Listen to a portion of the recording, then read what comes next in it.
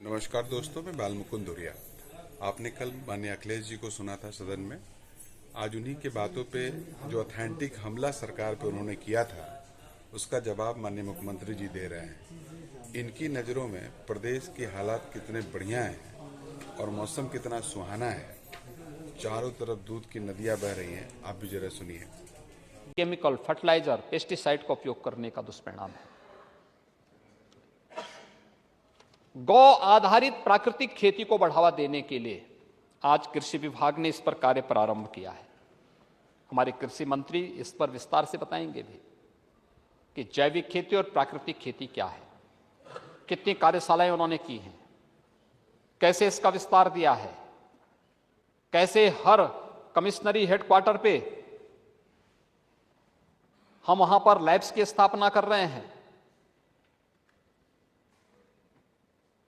कैसे अन्नदाता किसान की आमदनी को आगे बढ़ाने और विष मुक्त खेती से हम एक किसान की आर्थिक समृद्धि का मार्ग प्रशस्त कर सकते हैं, इस पर कार्य प्रारंभ हुआ है।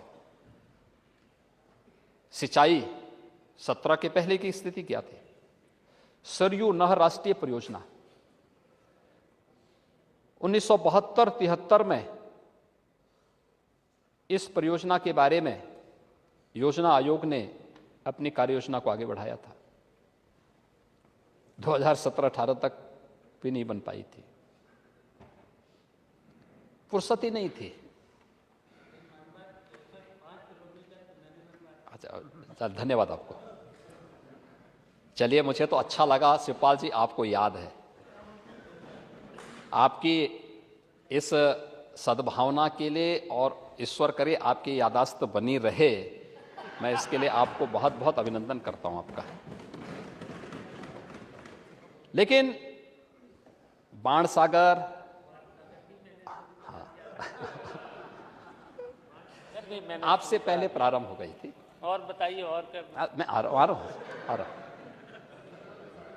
बाणसागर में, अर्जुन सहायक में हमने करा दी है करीब 90%। करीब ही कर पाए थे ना, क्योंकि जनता को मालूम था कि आप पूरा करेंगे नहीं, इसलिए जनता ने हमें चुन लिया था।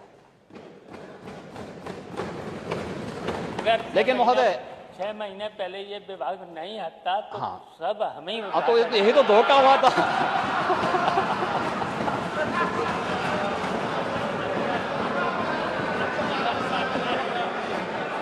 आपके साथ अन्याय तो जरूर होता है, सचमुच। देखिए, आप व्यवहारिक चीज, जमीन पे आप संघर्षों से बढ़े हैं तो आपको संघर्ष की कीमत भी मालूम है।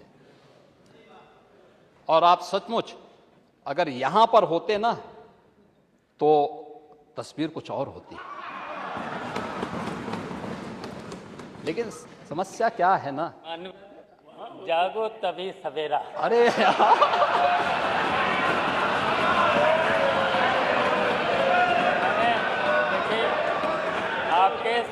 आपके संपर्क में भी बहुत रहे हैं, बहुत 3 साल संपर्क में रहे। अभी भी हमारा संपर्क है। अरे अभी भी संपर्क है, तो आपको सब पता है। हाँ। इन लोगों को कंफ्यूजन नहीं होना चाहिए।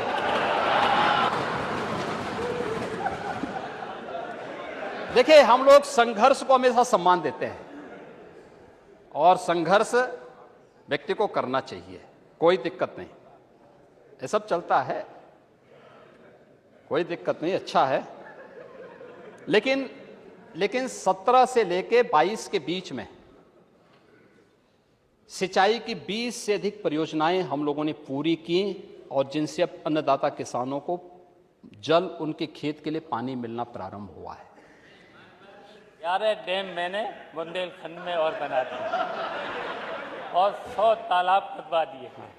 ये भी तो बता। आप करना चाहते थे, आपको करने नहीं दिया गया। देखिए, जितना पैसा करा दिया, जितना पैसा हम दे रहे हैं, अगर इतना पैसा आपको भी दिया होता तो आप भी कर सकते थे। नहीं, डबल इंजन सरकार तो सबके लिए था जी, ऐसा नहीं था, वो सबके लिए था। और महोदय, इससे लगभग 21 लाख 42,000 हेक्टेयर लैंड को अतिरिक्त सिंचाई की सुविधा प्राप्त हुई है। और इसके अलावा अगर मैं अन्नदाता किसानों की तरफ बढ़ूं, 12 से 17 के बीच में 94 लाख मीट्रिक टन खरीद हुआ है। शिवपाल जी अगर थोड़ा नोट कर लेंगे तो थोड़ा एक देख लेना कि डबलिंग हो रही है कि नहीं हो रही है। 12 से 17 के बीच में 94 लाख मीट्रिक टन गेहूं की खरीद, 12,800 करोड़ रुपए का भुगतान मीडिएटर के माध्यम से ही हुआ, एजेंट के माध्यम से हुआ, लेकिन हुआ। और 17 से 22 के बीच में 219.12 लाख मीट्रिक टन गेहूं का क्रय हुआ है और यह खरीदा गया है, और 40,159 करोड़ रुपए का सीधे अन्नदाता किसान के खाते में भुगतान हुआ है। अब ये 12,800 करोड़ और 40,159 करोड़ रुपए में ये तो तिगुने से अधिक पैसा है। यानी अन्नदाता किसान को 3 गुना अधिक दाम मिला है। लागत का भी देखिए, एमएसपी की घोषणा 67 में हुई थी। हाँ, वो तो हर व्यक्ति जान रहा है। 2018 में जब आदरणीय प्रधानमंत्री भारत सरकार ने एमएसपी का नया घोषित किया तो उसमें लागत का 1.5 गुना सीधे सीधे किसान को मिल रहा है, और एमएसपी की घोषणा उसी आधार पर हुई है। ये पहली बार मिलना प्रारंभ हुआ है, और ये मोदी सरकार ने दिया है, डबल इंजन सरकार ने ये अन्नदाता किसानों को दिया। इससे पहले कोई नहीं दे पाया था। धान 12 से 17 के बीच में 123 लाख मीट्रिक टन धान का क्रय हुआ, 17,190 करोड़ रुपए का भुगतान हुआ है, ये भी एजेंट के माध्यम से, मीडिएटर थे। 17 से 22 के बीच में 280 लाख मीट्रिक टन धान का क्रय हुआ और 50,420 करोड़ रुपए का गन्ना किसानों को गन्ना मूल्य का भुगतान भी हुआ।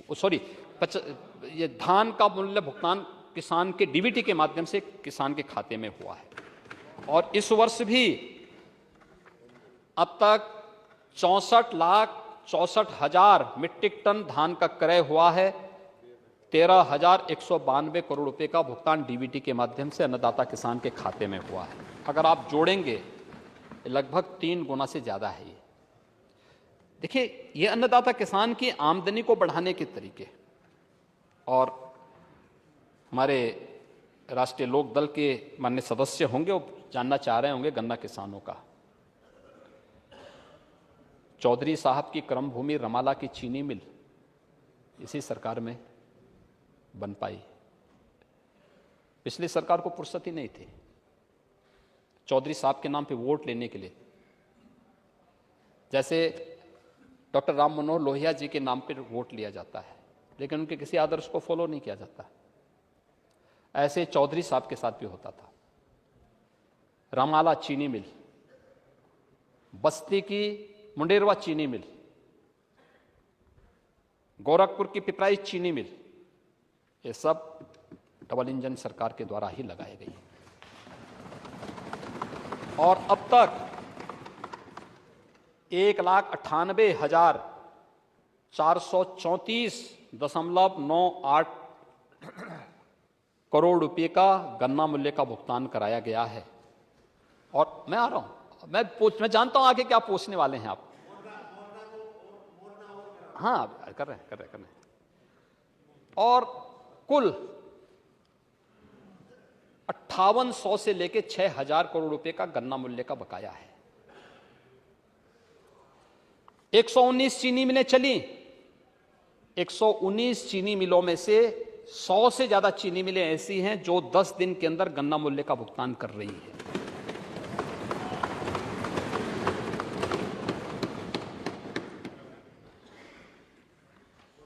महोदय, हमारा बुंदेलखंड पानी के लिए तरसता था। यह विभाग तो आपके पास नहीं रहा होगा, क्यों?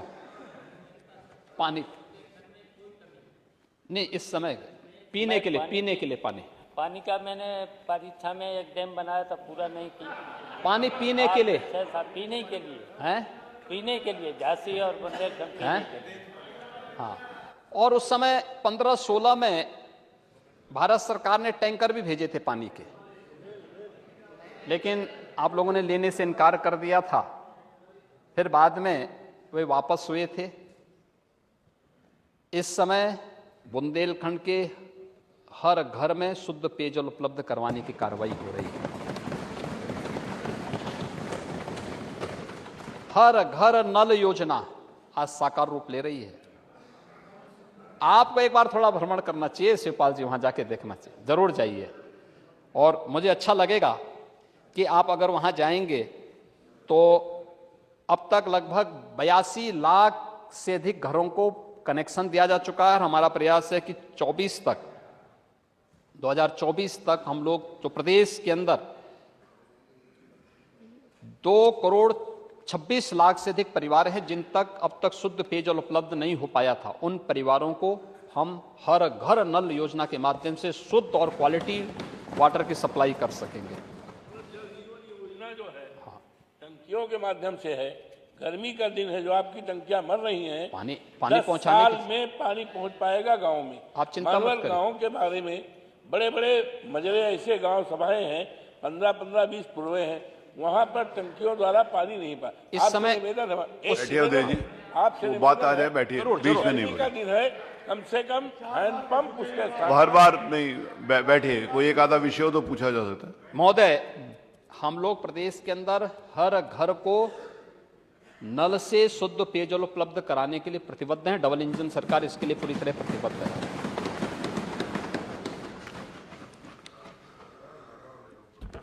नमामि गंगे परियोजना में कानपुर तो सबके सामने उदाहरण है। कानपुर में सीसामऊ से 14 करोड़ लीटर सीवर गिरता था गंगा जी में। टेनरीज का इफ्लुएंट भी जाजमऊ के पास गिरता था, और उसके बाद नमामि गंगे परियोजना का सबसे क्रिटिकल पॉइंट था कानपुर। आज सीसामऊ से एक भी बूंद सीवर नहीं गिरता। 52 एसटीपी परियोजनाएं स्वीकृत हैं, 28 पूर्ण हो चुकी हैं, 17 पर कार्य चल रहा है, प्रगति पर है, और 7 परियोजनाओं पर बहुत शीघ्र कार्य प्रारंभ होने वाला है। हम लोगों ने 2019 में प्रयागराज कुंभ भी किया था। प्रयागराज कुंभ अपनी स्वच्छता, अपनी सुरक्षा और सुव्यवस्था के लिए विख्यात हुआ। दुनिया उमड़ पड़ी थी प्रयागराज में।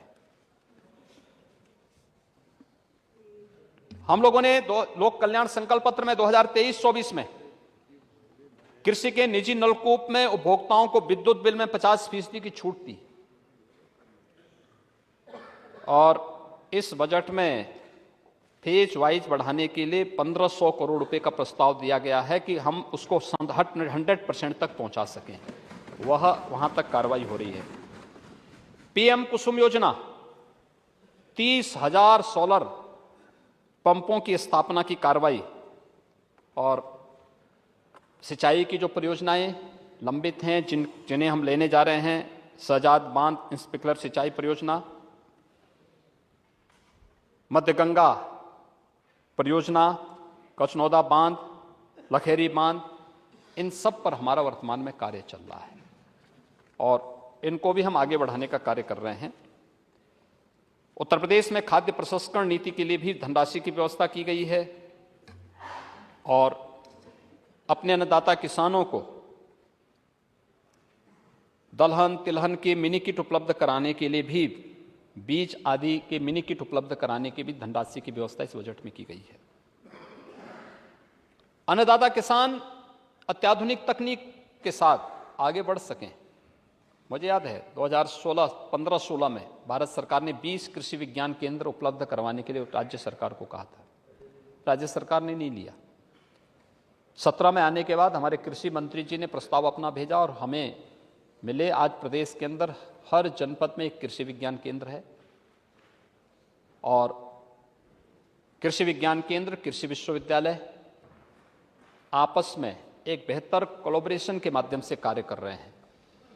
अन्नदाता किसानों की ट्रेनिंग, उनके लिए डेमोन्स्ट्रेशन, अच्छे बीज उपलब्ध कराने के भी एक मंच ये सब केंद्र बन रहे हैं। और महात्मा बुद्ध के नाम पर कुशीनगर में एक कृषि विश्वविद्यालय भी सरकार देने जा रही है। इसी बजट में उसका प्रावधान भी किया गया है। कृषि विश्वविद्यालयों में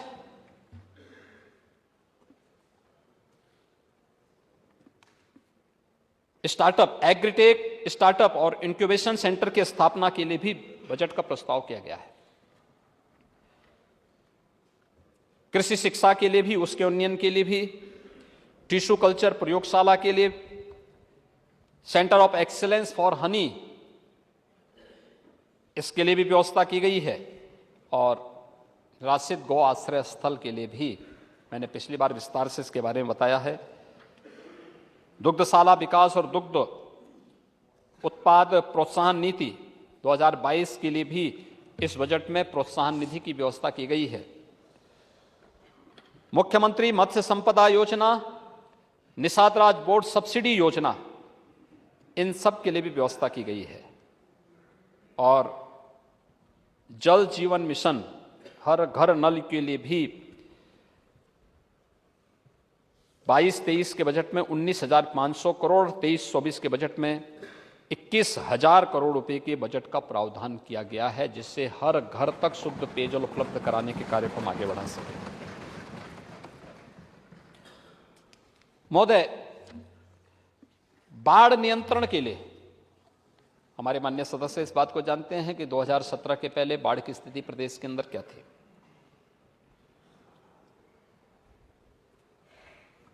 34 से लेकर 38 जनपद ऐसे थे जो अति संवेदनशील और संवेदनशील थे।